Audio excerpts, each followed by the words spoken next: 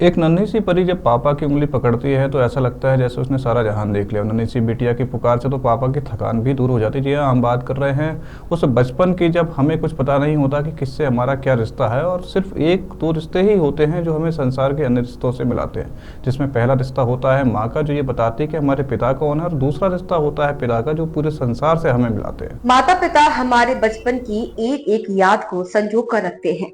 एक एक पल को सोने की तरह एक माला में पिरो देते हैं। बचपन हमारे लिए एक वरदान की तरह होता है, जिसमें ना पढ़ाई का टेंशन होता है, ना जिम्मेदारियों और फर्ज की परवाह होती है।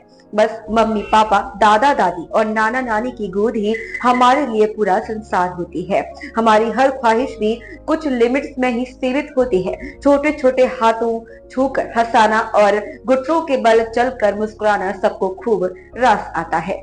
बचपन में सतरंगी कपड़ों की अतरंगी हरकतें दादा दादी और नाना नानी को भी खूब लुभाती है।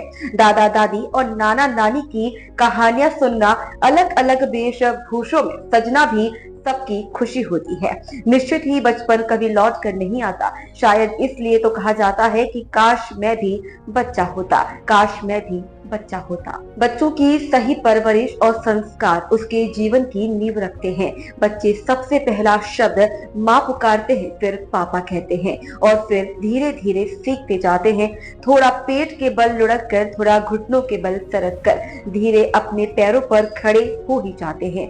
मम्मी पापा, दादा दादी, नाना नानी, सबका खूब लाड़ प्यार मिलता है। माता पिता से रिश्तों की पहचान मिलती है तो दादा दादी और नाना नानी से अच्छी परवरिश और संस्कार मिलते हैं। वैसे भी जिस पौधे की परवरिश खुद माली ने की हो तो वह पौधा आगे जाकर फल ही देगा। ठीक उसी तरह जिन बच्चों की परवरिश उनके दादा दादी और नाना नानी करते हैं, उनके संस्कार आगे जाकर अपने परिवार और अपने देश का नाम रोशन करते हैं। बुजुर्गों की सीख और बड़ों का आशीर्वाद हमेशा उनके व्यवहार को दूसरों से धनी बनाता है। बच्चे चाहे किसी भी उम्र के हों, बुजुर्गों के लिए वह हमेशा बच्चे ही रहते हैं।